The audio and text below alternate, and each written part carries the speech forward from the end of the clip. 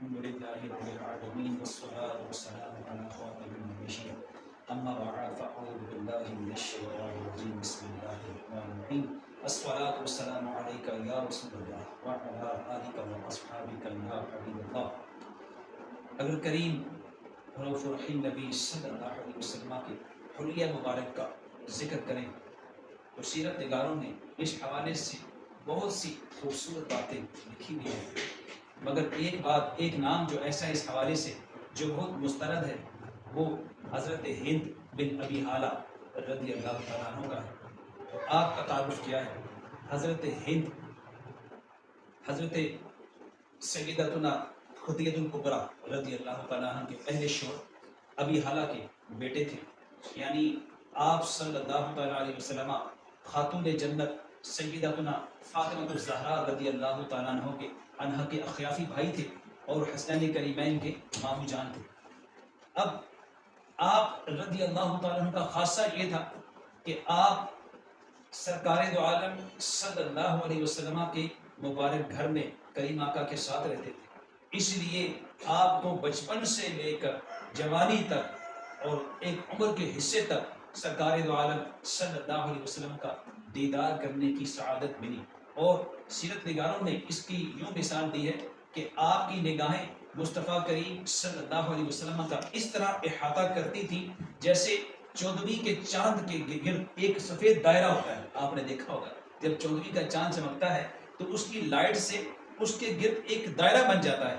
اور سیرت نگاروں نے یہی مثال سیدنا ہند ابی حالہ کی دی ہے. اور پھر یہ بھی فرمایا کہ جو اکابر صحابہ کرام ہیں ان سے حلیہ مبارک کی چہرہ مصطفیٰ کے خط و خال کی اس قدر تفصیل نہیں ملتی. اس کی ایک وجہ یہ ہے کہ عظمت شان مصطفیٰ، ہیبت مصطفیٰ صلی اللہ علیہ وسلم کی وجہ سے صحابہ کرام رضوان اللہ علیہم اجمعین کی ادباً آنکھیں اٹھتی ہی نہیں تھی کہ وہ چہرہ مبارک کا احاطہ کر پاتے. اب یہ چونکہ بچپن سے سرکار دو عالم صلی اللہ علیہ وسلم کے زیر سایہ رہے، اس وجہ سے آپ نے جی بھر کے اپنی آنکھوں کو دیدار مصطفیٰ صلی اللہ علیہ وسلم کے جام پہ لائے. اور آپ اس حوالے سے کچھ حلیہ مبارک کے حوالے سے عرض یوں کرتے ہیں کہ کریم آقا صلی اللہ تعالیٰ علیہ وسلم کا چہرہ پر انوار ایسا تھا کہ جس پہ نگاہیں جم نہیں سکتی تھی.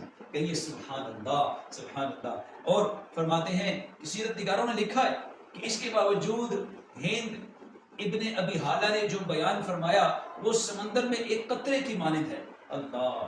آپ فرماتے ہیں کہ رسول اللہ صلی اللہ علیہ وسلم عظمت والے دلوں میں معظم یعنی عزت و عظمت والے تھے. چہرہ مبارک چودھویں کے چاند کی طرح روشن تھا، جب بگاتی کشادہ پیشانی اور داڑھی مبارک گھنی تھی. اللہ. رخسار، اسے اردو میں کیا کہتے ہیں؟ دار. رخسار مبارک نرم و نازک. اللہ اللہ اللہ. اور بالکل ہموار تھے. یعنی معاذ اللہ ہوتا ہے کہ انسانوں میں بعض کے پچکے ہوئے، بعض کے بہت موٹے، نہیں، ہموار تھے. اللہ اللہ. اور منہ مبارک فراغ. اللہ سبحان اللہ. دانت مبارک کشادہ اور روشن تھے. اللہ. بخاری شریف کی حدیث میں ہے، اس کا مضمون کچھ ہے کہ جب رسول اللہ صلی اللہ علیہ وسلم خوش ہوتے تو چہرہ انور خوشی سے جگمگا اٹھتا، دمک اٹھتا اور یوں معلوم ہوتا گویا چاند کا ٹکڑا ہے. سبحان اللہ. کہیے سبحان اللہ. اور رسول اللہ صلی اللہ علیہ وسلم سے بڑھ کر ان آنکھوں نے کسی کو حسین دیکھا نہیں. یہ تمام صحابہ کا اجماعی قول ہے. اور ایسا معلوم ہوتا ہے کہ سورج آپ کے پیارے پیارے چہرے میں چل رہا ہو. سبحان اللہ. امام اہل سنت کا وہ شعر مجھے یاد آتا ہے، تیرے تو وصف عیب تناہی سے ہیں بری، تیرے تو وصف عیب تناہی سے ہے بری، حیران ہوں میرے شاہ میں کیا کیا کہوں تجھے. سبحان اللہ. حضور انور صلی اللہ علیہ وسلم کے جسم مبارک کا رنگ سفید اور روشن تھا، اور اس میں تھوڑی سی سرخی ملی ہوئی تھی. یوں لگتا تھا کہ جیسے آپ صلی اللہ علیہ وسلم کا مبارک جسم چاندی سے ڈھال کر بنایا گیا ہو. سبحان اللہ. نور والے آقا میٹھے میٹھے مصطفیٰ صلی اللہ تعالیٰ علیہ وسلم کا قد مبارک درمیانہ تھا. جب چلتے تو تھوڑا سا جھک کے چلتے اور جسم پاک انتہائی خوبصورت تھا. اللہ. بال مبارک نہ بالکل گھنگریالے نہ بالکل سیدھے، بلکہ ان دونوں کیفیتوں کے درمیان تھے. اور مبارک بال شریف پہلے کان کی لو تک اور پھر مبارک کندھوں کو چھوتے تھے، جسے آپ نے حجت الوداع کے موقع پر اتروا دیا۔ امام اہل سنت، عاشقوں کے امام شاہ احمد رضا خان، امام احمد رضا، ان تینوں صورتوں کو اپنے 2 شعروں میں بڑی خوبصورت انداز میں اس طرح بیان فرماتے ہیں: آخر